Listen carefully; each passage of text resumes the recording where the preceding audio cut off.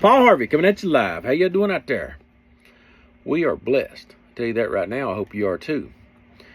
Well, today wasn't very busy and I didn't have much to do. So I wrote a poem that I'd like to share with you.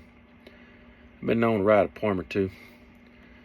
As we watch our loved ones being put in nursing homes because they don't know their name, you will soon realize your wonderful government is the one to blame. Long white streaks blanket our skies with an ominous gray haze right before our eyes. The newsman told you it's not true, and you were naive and believed him, didn't you? We have to stop global warming and climate change no matter what. Our very existence depends on our planet not being so hot. If we look back to 1816, to the year with no summer, we'll find the answer when Tambora popped off. That was a bummer. The global temperature dropped just a few degrees. First, they lost the crops, then the livestock, then the people began to freeze. In July of that year, the lakes and rivers were still iced over. With frost on the ground in August, they knew summer was already over. Cooling the planet these days seems to be all the rage, but no one seems to recall 1816 and the Little Ice Age. Now Bill Gates wants to dim the sun to mimic a volcanic winter, they say. That sounds fun. Now there's aluminum in our rivers, lakes, and streams. It's getting hard to find a drink of water that's clean.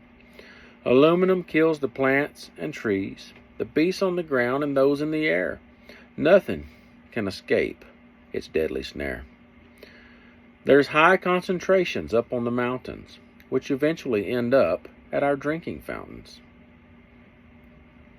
When I see a streak trailing from a plane, I know the weather will soon change.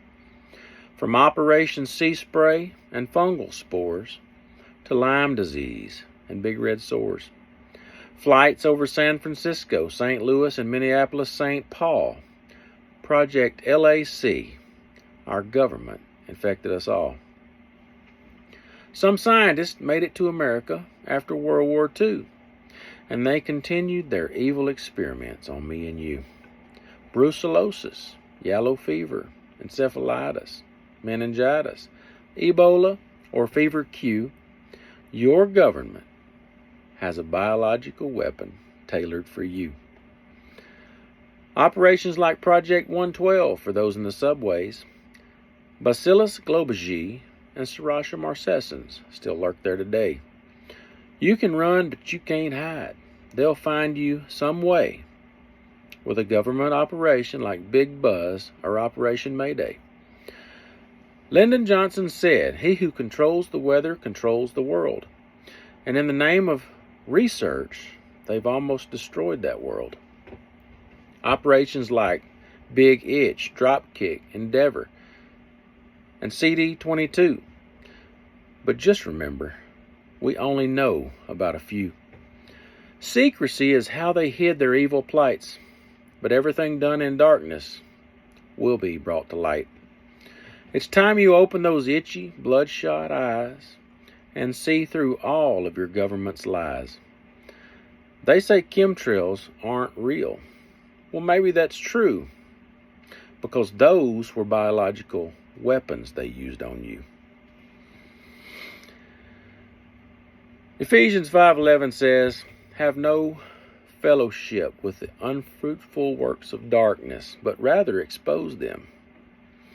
Isaiah 1:17 says, "Learn to do well, seek justice, relieve the oppressed, judge the fatherless, and defend the widow."